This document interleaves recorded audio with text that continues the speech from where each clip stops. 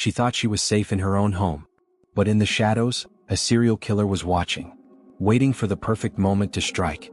In just a few minutes, her entire world was ripped apart. But what happened next shocked everyone. The victim was Clara Jensen, 29 years old, a librarian, quiet, thoughtful, and admired in her community. The suspect? Unknown at first, but whispers spread of a man who stalked women through empty streets. The setting? A lakeside town where doors were left unlocked and trust ran deep. That false sense of security wouldn't last. This is Behind the Crime. We post daily. Subscribe so you never miss a case. Clara Jensen was the kind of woman people remembered for her quiet strength. At 29, she had already built a reputation as the town's gentle librarian, the one who made children laugh during story hour and always knew which book would heal a broken heart. Her days began early with the scent of coffee drifting through her small lakeside townhouse. Neighbors often saw her cycling to work with a stack of returned books in her basket, smiling as though the weight of the world had never touched her. Clara loved routine. Mondays were for cataloging, Fridays for baking muffins she often shared with co-workers, and Sundays belonged to her parents who lived just outside town. She had a close-knit circle of friends, but her best companion was Nina Alvarez, a fiery and protective woman who often teased Clara for being too trusting. Clara brushed it off with a laugh, but Nina worried. Clara lived alone. And though the town had a reputation for safety, Nina couldn't shake the feeling that solitude made her vulnerable. There were hints, subtle at first, that something wasn't right. Clara sometimes mentioned the same man loitering near the bus stop when she returned home late. She joked about it, saying he probably lived nearby, but her voice carried a nervous edge. One night, she told Nina she felt like someone had followed her from the library. "I heard footsteps," she whispered over the phone, but when I turned, no one was there. Nina urged her to report it, but Clara waved the idea away. He's been distant She didn't want to lately, seem paranoid. He's hiding Still, something. Small disturbances built an invisible pressure. Maybe he's just stressed Her from back gate work. was once found wide open. Her cat hissed at empty corners. She misplaced her spare keys, only to find them sitting neatly on the counter days later. Little things that could be dismissed individually, but together they formed a chilling picture. Yet Clara kept moving forward. She decorated her home with pressed flowers, wrote poetry in a leather-bound journal, and painted watercolors late at night. To anyone who knew her, she seemed content, grounded, safe. But in the quiet hours, when the streets outside her window grew silent, she sometimes sat motionless, listening to the faint creaks in the floorboards above. On June 11th, Clara's day unfolded like any other. She closed the library at 9 p.m., cycling home under the glow of streetlights. At 10 p.m., she brewed chamomile tea, its steam curling against her glasses. At 10:45, she called her mother, laughing about a story one of the children had shared that morning. At 11:26, she texted Nina, "Don't forget lunch tomorrow. Love you." No one knew it then, but that would be the last message Clara ever sent. By morning, she would not arrive at work. By evening, her absence would unravel into fear.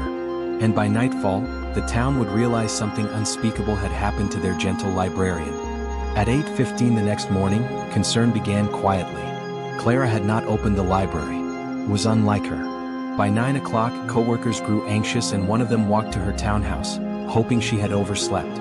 The front door stood slightly ajar. That alone was enough to raise alarm. Clara was meticulous, the type to double-check every lock before bed. Inside, the air felt wrong. A mug of chamomile tea sat untouched on the counter, now cold. A chair was overturned in the living room as though it had been pushed aside in haste. Her journal lay on the floor, a page ripped out, fluttering like it had been torn violently. The house cat, usually friendly, cowered beneath the couch, hissing at unseen corners. And Clara was gone. Neighbors were questioned immediately. None had heard shouting or breaking glass. No dogs barked. No one reported anything unusual. The night had been eerily quiet, as if silence itself had been the killer's ally. Forensics teams soon arrived. On the carpet, muddy footprints led from the kitchen to the back door, larger than Clara's shoe size. At the window frame, investigators lifted a partial fingerprint smeared with dirt. They found strands of coarse fabric fiber clinging to the latch, fibers that didn't match any of Clara's belongings. The street buzzed with fear as word spread. Parents pulled children inside. Women avoided walking alone. A town once proud of its safety now felt stalked by something unseen. By noon, a new lead I was emerged. just making my deliveries, A delivery regular driver came route, then I forward saw with a him disturbing recollection. on Clara Street, by the Around old 2 warehouse. a.m., while finishing his He looked route, suspicious. he had turned onto Clara Street. There, in the dim orange glow of a street lamp, He noticed a man dragging what looked like a rolled-up rug into the back of a white van. The man moved quickly, confidently, without hesitation. He didn't look around, the driver told police, like he'd done it before. Authorities canvassed the area, searching for surveillance footage. A corner store's camera captured a blurry van passing at 2:14 a.m., headlights off. It was the only vehicle recorded at that hour. The investigation intensified. Detectives interviewed friends, colleagues, and family. Nina broke down in tears, repeating the last message Clara had sent her. She said she'd see me for lunch. She was fine. She was fine. By evening, the town was on edge. Patrol cars circled neighborhoods. Officers warned residents to secure windows and doors. Still, a grim understanding spread. Clara hadn't simply vanished. She had been taken.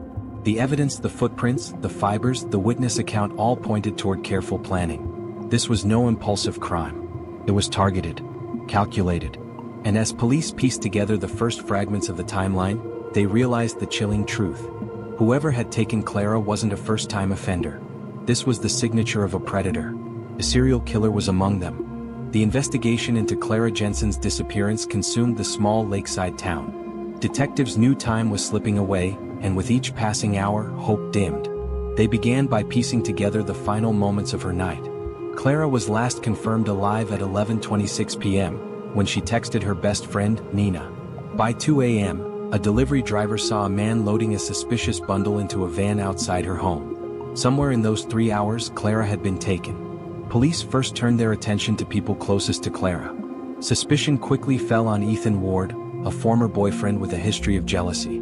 Clara had ended the relationship months earlier, citing his controlling behavior. Neighbors recalled him shouting outside her townhouse weeks before, demanding she speak to him. The motive seemed clear. But when detectives traced his whereabouts, Ethan was ruled out. Surveillance footage placed him hundreds of miles away at a construction site where he worked overnight. His alibi was airtight. That false lead forced investigators to look wider. They combed through hours of CCTV, focusing on traffic cameras along the highway. At 2:47 a.m., they caught a break. A grainy image of a white panel van passing through a toll booth. The driver wore a hood, head angled away from the camera. In the back seat, investigators spotted a large tarp-covered shape. Forensics examined Clara's home again. The muddy prints belonged to a boot brand sold in limited stores across the state. Detectives began tracking sales records, cross-referencing buyers with criminal histories. Meanwhile, crime scene technicians confirmed the fibers on Clara's window frame were consistent with industrial work jackets, heavy-duty fabric used by construction and delivery workers. The partial fingerprint lifted from her window was run through databases, but no match came back. Whoever had taken Clara wasn't in the system. As fears spread, the FBI joined the case, suspecting connections to other unsolved disappearances. Just 6 months earlier, a woman from a neighboring town vanished under similar circumstances. Another case 2 states away revealed the same disturbing pattern. Women living alone, vanishing without a sound, and always witnesses describing a mysterious van. An FBI profiler addressed the community. This man is organized. He stalks his victims. He studies routines. When he strikes, he does so with precision. He is not impulsive. He is deliberate. Detectives pursued every possible lead. They interviewed Clara's co-workers, family, and neighbors. They tracked down delivery routes and questioned men known to drive vans late at night. Each lead seemed promising until it collapsed. Every road ended with frustration. But then, a breakthrough. 3 days after Clara's disappearance, officers found the van abandoned behind a shuttered warehouse at the edge of town. Inside were gloves, rope, duct tape, and a knife with traces of blood. DNA confirmed it belonged to Clara. The van was the strongest link yet. But the killer? Gone. And with each discovery, the horrifying reality became clearer. Clara's abduction wasn't an isolated crime. It was part of a larger pattern. 3 weeks after Clara's disappearance, the search ended in heartbreak. A team of volunteers, combing through dense forest near the lake, stumbled across a shallow grave. What they found inside confirmed the town's worst fear. It was Clara. Her remains were identified through dental records. The discovery shattered her family, her friends, and an entire community that had clung to hope. But the horror didn't stop there. Forensic investigators examined the burial site carefully. Beneath the soil, they discovered fragments of fabric and bone that didn't belong to Clara. DNA analysis revealed something chilling: traces of at least 2 other women. Clara's grave wasn't just hers. It was a dumping ground. The FBI immediately linked the site to other disappearances across neighboring states. Women who had vanished without a trace now seemed connected. The white van, the silence, the methodical abductions, the signatures matched. Clara had become one victim in a serial predator's twisted pattern. The community responded with grief and fear. Vigils were held outside the library. Students left flowers on the steps where Clara once read stories. Her friend Nina, broken by loss, described her as the gentlest soul, stolen by the darkest evil. Parents warned daughters not to walk alone. Locks were reinforced. Trust in the quiet town eroded overnight. Detectives pressed forward, determined to unmask the killer. They retraced every piece of evidence: the van, the fibers, the boot prints. But the trail had gone cold. The van had been wiped clean of usable prints.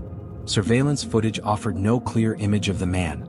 And the DNA from the grave pointed only to the victims, never the predator. The FBI profiler offered a grim assessment. He is careful, calculated, and practiced. He has done this before. He will do it again. Unless he makes a mistake, he may never be caught. That statement chilled the town to its core. It suggested that Clara's murder wasn't an ending. It was part of a cycle still turning. Theories swirled online. Some believed the killer was a truck driver, able to move from state to state unnoticed. Others speculated he was a construction worker, blending into jobs that kept him near neighborhoods and women who lived alone. A few wondered if there were multiple men working together. Years later, the case remains unsolved. No one has been charged. No suspect has ever been publicly named. Clara's family continues to fight for answers, holding fundraisers to keep the investigation alive. Her name has become a symbol of innocence lost. Her story a warning that even in places we consider safe, shadows can still linger. And so the mystery lives on. Somewhere out there, a serial killer may still be walking free, watching, waiting. The truth may still be out there. But the question remains, will he ever be caught, or will Clara Jensen's killer remain forever unforgiven? Criminal profilers describe Clara Jensen's killer as an organized serial predator, the type who blends into ordinary life while harboring violent compulsions.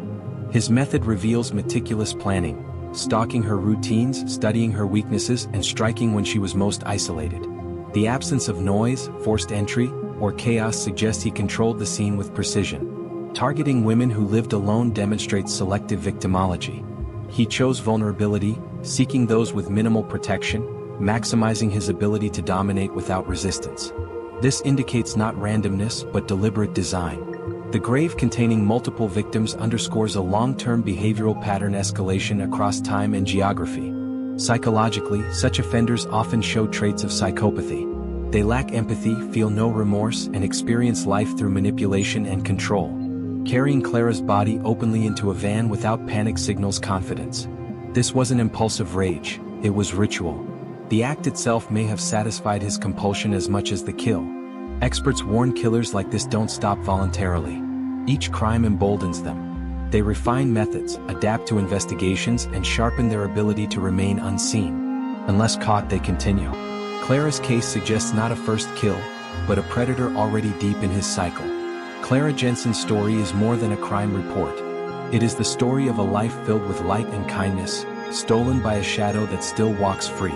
She was a daughter, a friend, a teacher of stories now remembered in candlelit vigils and whispered prayers. Her absence left a hollow space, not just in her family, but in an entire town that once believed it was safe. The evidence points to a predator who has taken more lives than just Clara's. A man who moves like smoke between state lines, watching, waiting, striking without leaving a trace. A killer who thrives in silence. And until he is unmasked, the truth will remain buried with the women he took. This is Unforgiven Crimes. If Clara's story moved you, subscribe now so you never miss the next case. And we leave you with this question. Do you believe this serial killer will ever be caught, or will he remain forever hidden among us?